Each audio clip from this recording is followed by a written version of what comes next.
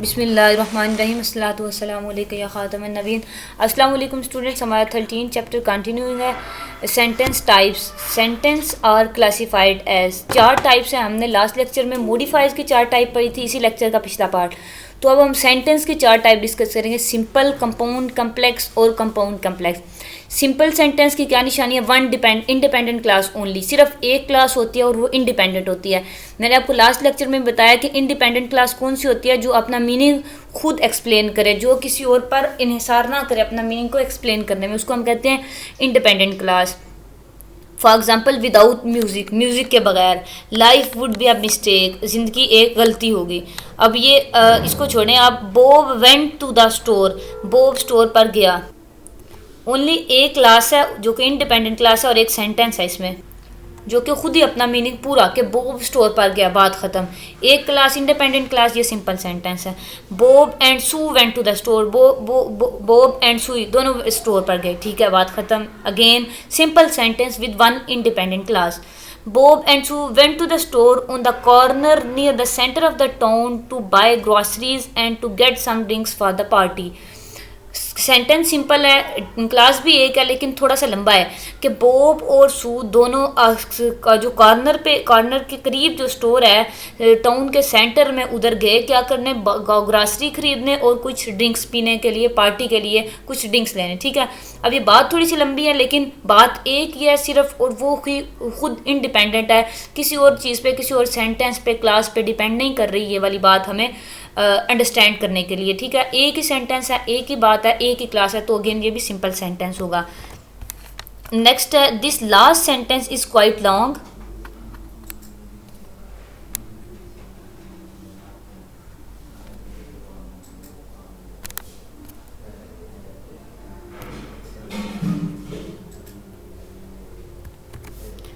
Next है, this last sentence is quite a long one but is still simple sentence. वही बात जो मैंने आपको बताई कि ये लास्ट सेंटेंस बेशक थोड़ा सा लंबा है लेकिन ये फिर भी सिंपल सेंटेंस है। As there is only one clause, subject plus verb. आपने ज़्यादा फोकस किस बात पे करना है कि सिंपल सेंटेंस जो होते हैं उसका ये होता है कि उस पर सब्जेक्ट और वर्ब होना ज़रूरी है। एक सब्जेक्ट होगा और एक ही वर्ब होगा। जब सब्जेक्ट एक से ज़्यादा होंगे तो क्लासेस होंगी ना ज़्यादा, सेंटेंस कम्प्लेक्सिटी की तरफ जाएगा, ये दूसरे कंपाउंड की तरफ जाएगा। जब सिर्फ एक है, मतलब एक सब्जेक्ट है और एक वर्ब है, तो वहाँ बात ही एक हो रही है, तो वो सिंपल सेंटेंस होगा। आप देखें, सब्जेक्ट आपको पता है काम करने वाला होता है, बॉब एंड सू। आप कह रहे होंगे ये दो हैं, लेकिन दो नहीं है, ये सब्जेक्ट एक सब्जेक्ट है। बेशक ये प्लूरल सब्जेक्ट है, लोग दो हैं, लेकिन ये सब्जेक्ट एक ही कंसीडर होगा। क्यों? क्योंकि ये दोनों एक काम कर रहे हैं। काम क्या है? वर्ब यहाँ है वेंट, यानी कि दोनों वेंट है ना, जा रहे हैं, गए हैं स्टोर पे, तो इनका वेंट यानी कि जाना, ये वर्ब हो गया और सब्जेक्ट ये एक है। तो एक सब्जेक्ट एक वर्ब वाला हमारे पास सिंपल सेंटेंस है। बेशक बात लंबी है, सेंटेंस लंबा है, लेकिन होगा वो सिंपल सेंटेंस ही। सब्जेक्ट प्लस वर्ब, ये आपने निशानी रखनी है सिंपल सेंटेंस का स्ट्रक्चर की।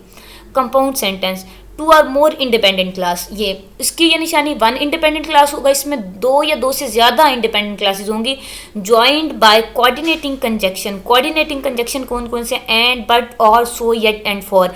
ये सारे के सारे वर्ड इनको कहते हैं कोऑर्डिनेटिंग कंजक्शन, यानी कि दो क्लासेस को आपस में जोड़ते हैं। और कंपाउंड सेंटेंस की क्या निशानी है?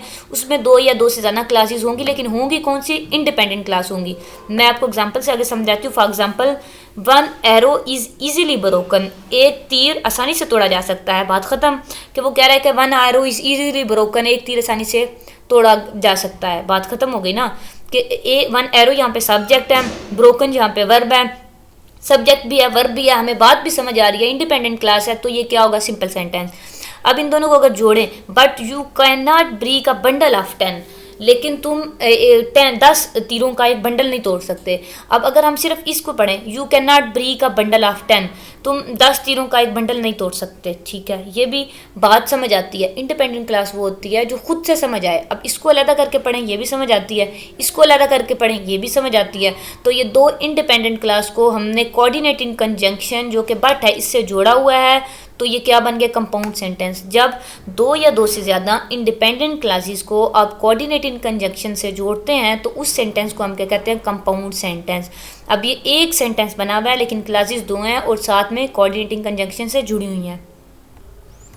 To independent clauses join by and, ये ऊपर वाले सेंटेंस में जो हम देख के आए हैं उसकी बात बताया है। More examples are Bob went to the store and Sue went to the office. देखा कि बॉब स्टोर पर गया और सुई कहाँ है, ऑफिस गई या गया, वट एवर जो भी जेंडर है इसका। अच्छा, अब इन दोनों को हम अलग अलग करके पढ़ें तो ये अलग अलग हमें समझ पे आती है ना कि बॉब स्टोर पे और सू ऑफिस में, ठीक है। यानी कि ये इंडिपेंडेंट क्लासेस हैं, अगेन क्यों अलग अलग अपना मतलब वाजे करती हैं। तो ये एंड कंजक्शन से जुड़े हुए हैं दो इंडिपेंडेंट क्लासेस, तो ये कौन सा कंपाउंड सेंटेंस बन गया हमारे पास। Similarly here the negotiation were successful. Negotiation कहते हैं मुज़ाकरात को, यानी कि गुफ्तो शनीद को। मुज़ाकरात सक्सेसफुल रहे, वर सक्सेसफुल यानी कि कामयाब थे। So the diplomats return to their home. अब अगर हम सो को छोड़ के पढ़ें कि डिप्लोमेट्स के होते हैं ना, वो जो होते हैं एक कंट्री के दूसरे कंट्री में एम्बेसडर्स होते हैं, डिप्लोमेट्स होते हैं, उसको उनको हम कहते हैं यानी कि नुमाइंदे होते हैं, जो स्फीयर जिसको उर्दू में कहते हैं। अच्छा, मुज़ाकरात कामयाब रहे, so the diplomats return to their home. अब अलग इसको पढ़ें, the diplomats return to their home.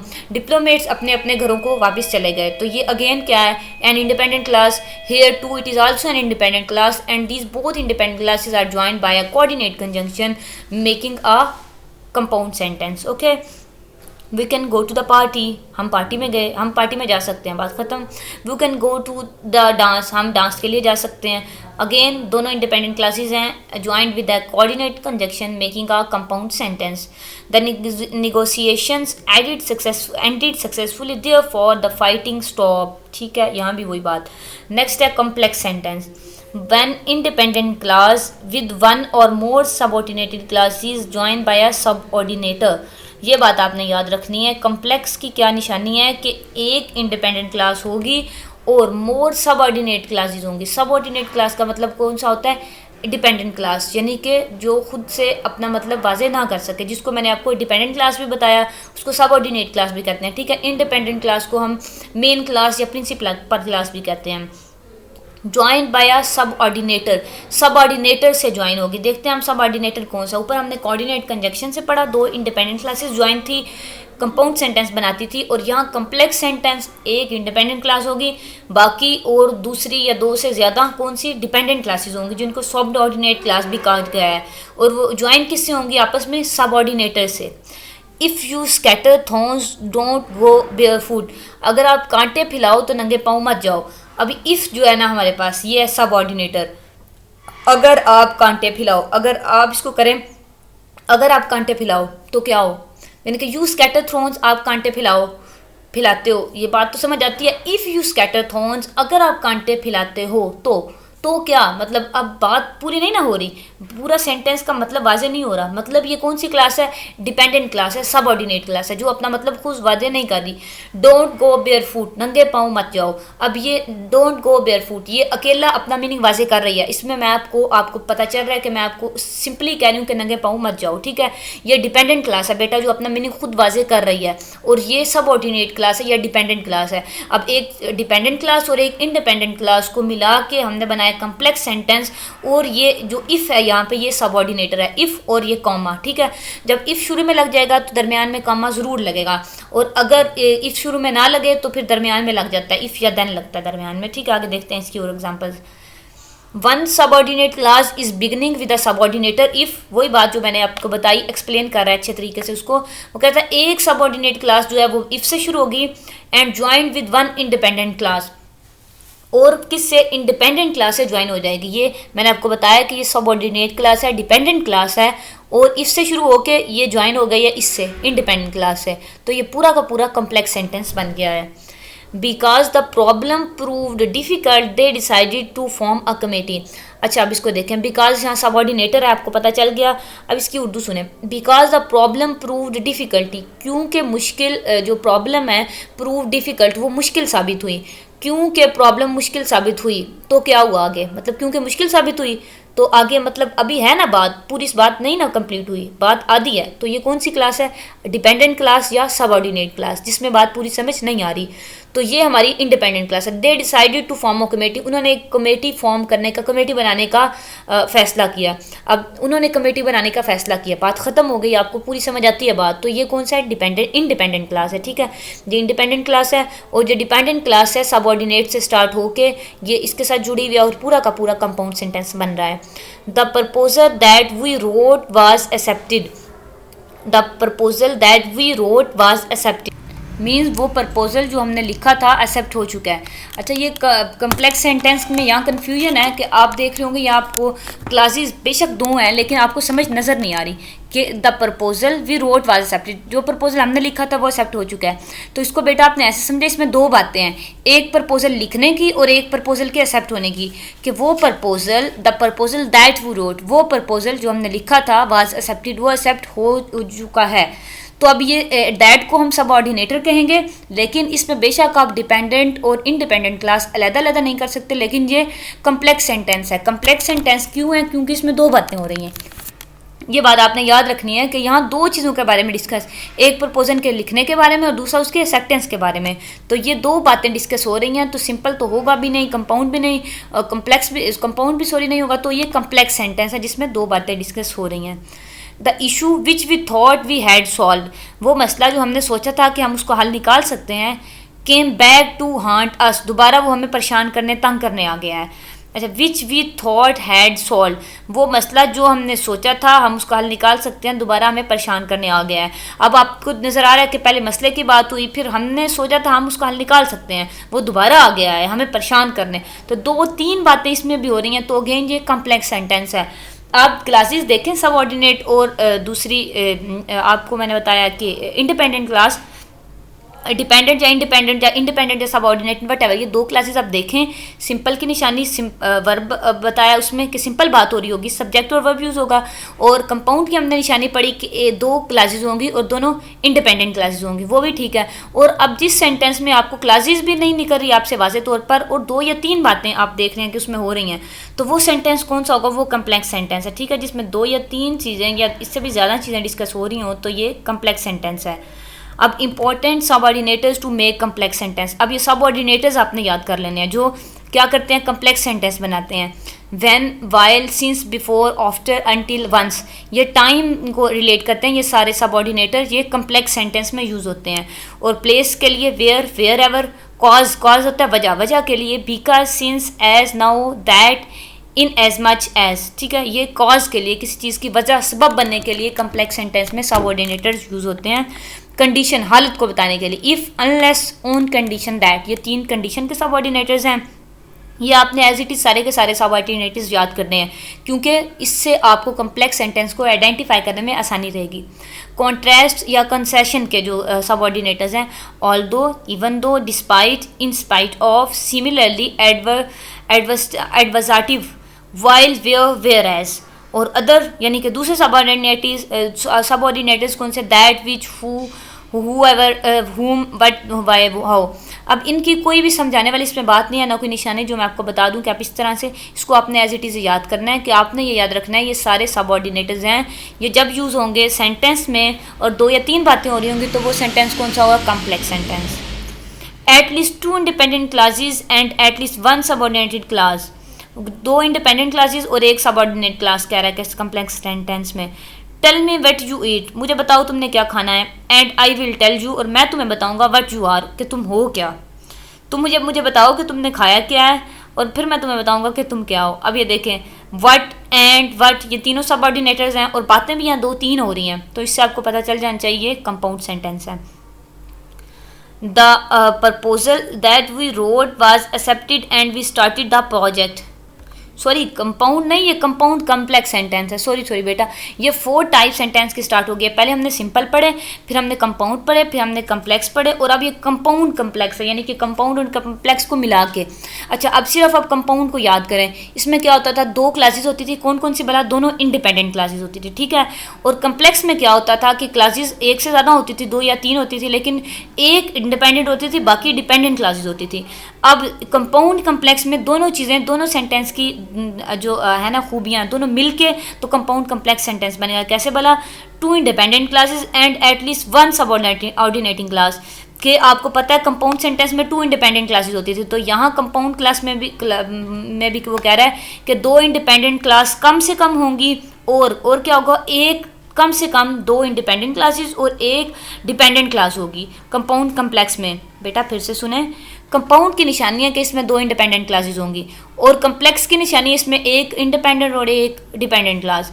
अब वो कह रहा है कि जो कंपाउंड कम्प्लेक्स है सबसे मुश्किल तरीन सेंटेंस, उसमें क्या होगा, 2 इंडिपेंडेंट क्लास और 1 डिपेंडेंट क्लास ज़रूर होगी, ठीक है, 3 क्लासेस ज़रूर होंगी। देखें, tell me what you eat, मुझे बताओ तुमने क्या खाना है। अब ये एक इंडिपेंडेंट क्लास है, मुझे बताओ तुमने क्या खाना है, बात खत्म हो गई ना, ये क्या है, इंडिपेंडेंट क्लास है। आई विल टेल यू, मैं तुम्हें बताऊंगा, आई विल टेल यू, मैं तुम्हें बताऊंगा भी, बस ठीक है, ये भी कि मैं तुम्हें बता दूंगा, वट एवर क्या बताना है ये उसको पता हो, ये भी एक अगेन इंडिपेंडेंट क्लास है। ये 2 इंडिपेंडेंट क्लास हैं। वट यू आर, अब ये देखें ये इसके साथ मिली हुई है, and I will tell you what you are. अगर अब हम इसको पूरा को करें, and I will tell you, और मैं तुम्हें बताऊंगा, आई विल टेल यू, जब एंड साथ लग गया तो ये क्या हमारे पास, ये सबऑर्डिनेट क्लास होगी, और मैं तुम्हें बताऊंगा। अब और से पहले आपको पता है, जब और आए इसका मतलब ये है कि इससे पहले कोई और बात हुई है, इससे आपको समझ, और से आपकी बात शुरू नहीं होती, इसका मतलब है कि इसके पीछे कोई और बात भी है, तो ये सबऑर्डिनेट क्लास है। मतलब ये आपको बताने का कि 2 इंडिपेंडेंट क्लास और 1 सबऑर्डिनेट क्लास को मिलाकर हम कंपाउंड कम्प्लेक्स बनाते हैं। ये थोड़ा सा नहीं, काफ़ी ज़्यादा मुश्किल है कंपाउंड कम्प्लेक्स, लेकिन आप इसकी ये निशानी याद कर लेंगे तो इंशाल्लाह आपको हो जाएगा cover. The proposal that we wrote was accepted, वो प्रपोजल जो हमने लिखा है एक्सेप्ट किया जा चुका है। And we started the project, और हमने प्रोजेक्ट को शुरू भी कर दिया है। देख रहे हैं ना आप कि अब जब proposal that we wrote was accepted, ये कम्प्लेक्स सेंटेंस है एक, and we started the project, ये कंपाउंड सेंटेंस है। अब अगर एंड को हम निकाल दें, यानी कि सबऑर्डिनेटर, सॉरी हाँ सबऑर्डिनेटर ही है ना एंड, इसको निकाल दें, वी स्टार्टेड द प्रोजेक्ट, हमने प्रोजेक्ट शुरू कर लिया है। ये अकेला क्या है, इंडिपेंडेंट क्लास है ना, बात समझ आ रही है। अब ये वाला the proposal that we wrote was accepted, proposal जो हमने लिखा है वो एक्सेप्ट हो चुका है, ये भी अगेन इंडिपेंडेंट क्लास है, बात समझ आ रही है। और अगर हम and we started the project लगाएं तो ये क्या है, सबऑर्डिनेट क्लास बनेगी ना, कि मैंने आपको बताया एंड से जब हम कोई भी सेंटेंस शुरू नहीं होता, एंड का मतलब है कि इससे पहले कोई और बात है जो हम स्किप कर रहे हैं, एंड से समझ हमें नहीं आएगी। नेक्स्ट लास्ट पे हम डिस्कस कर रहे हैं सेंटेंस पर्पस, यानी कि सेंटेंस का मकसद क्या है, पर्पस क्या है। वो कहता है एक तो डेक्लेरेटिव सेंटेंस होते हैं, ये किस लिए होते हैं, टू मेक स्टेटमेंट, कोई भी स्टेटमेंट देने के लिए, बात समझाने के लिए, कुछ डिक्लेयर करने के लिए जो सेंटेंस होते हैं उनको हम कहते हैं डेक्लेरेटिव स्टेटमेंट, कोई भी स्टेटमेंट बताने के लिए, ठीक है, डेक्लेरेटिव सेंटेंसेस कहते हैं। दूसरे होते हैं इम्पेरेटिव सेंटेंस, ये किस लिए होते हैं, टू इशू रिक्वेस्ट और कमांड्स, यानी कि कोई दरख्वास्त करने के लिए, कमांड्स हुक्म देने के लिए, हुक्मिया जुमले भी आप इसको कहते हैं, या दरख्वास्त करने के लिए जो जुमले यूज़ होते हैं उनको इम्पेरेटिव सेंटेंसेस कहते हैं। ये आपने याद करना है एज सारा, ठीक है। इंटेरोगेटिव सेंटेंस, इंटेरोगेटिव आपको पता है कि सवालिया जुमले इसको उर्दू में कहते हैं, टू आस्क क्वेश्चन, जो सवाल पूछने के लिए होते हैं ये sentence use. Exclamatory, to makes exclamation, exclamation जैसे आ, हुर्रा, वाओ, नाइस, ये सारे के सारे जो फीलिंग्स हैं आपकी, इसको एक्सप्रेस करने के लिए एक्सक्लेमेटरी सेंटेंसेस यूज होते हैं। See if you can tell the sentence purpose in the following, इसमें हमने बताना है कि ये कौन कौन से सेंटेंस है। लव योर नेबर, बताएं आप, तो डेफिनेटली ये एक स्टेटमेंट दी जा रही है ना कि अपने हमसायों से मोहब्बत करो, प्यार करो, तो ये डेक्लरेटिव स्टेटमेंट है, ठीक है। पहला जो स्टेटमेंट है, पहला सेंटेंस है लव योर नेबर, ये डेक्लरेटिव सेंटेंस है। I want to wish the flag not burn it, मैं want to wash the flag, sorry मैं इस झंडे को धोना चाहता हूँ, नॉट बर्न इट, इसको जलाना नहीं चाहता। तो ये एक्सक्लेमेटरी मार्क है बेटा, ये जो होता है ना, ये वाला मार्क, ये आपने याद रखना, ये एक्सक्लेमेटरी मार्क इसको हम कहते हैं, इसको हम क्वेश्चन मार्क कहते हैं। ये इंपेरेटिव सेंटेंस के आखिर में यूज़ होता है, और ये एक्सक्लेमेशन मार्क एक्सक्लेमेटरी सेंटेंस में यूज़ होता है। तो एक्सक्लेमेशन मार्क से पता चल जाना चाहिए, ये एक्सक्लेमेटरी सेंटेंस है सेकेंड वाला, ठीक है। The echo always has the last word, echo कहते हैं जो गूंज होती है ना आवाज़ की, वो कहते हैं उसमें हमेशा आखिरी अल्फाज होते हैं। तो ये भी अगेन एक सिंपल स्टेटमेंट आपको दी जा रही है कि echo always has the last word, ये डेक्लरेटिव सेंटेंस है। फोर्थ लास्ट वाला देखें, are second thoughts always wishes, अब क्वेश्चन मार्क भी है और आर से भी सेंटेंस शुरू हो रहा है, तो पता चला कि ये क्वेश्चन पूछा जा रहा है, क्वेश्चन मार्क से डेफिनेटली पता चल गया, तो ये इंटेरोगेटिव सेंटेंस है, ठीक है। अपना बहुत सारा ख्याल रखिएगा, अल्लाह हाफिज़।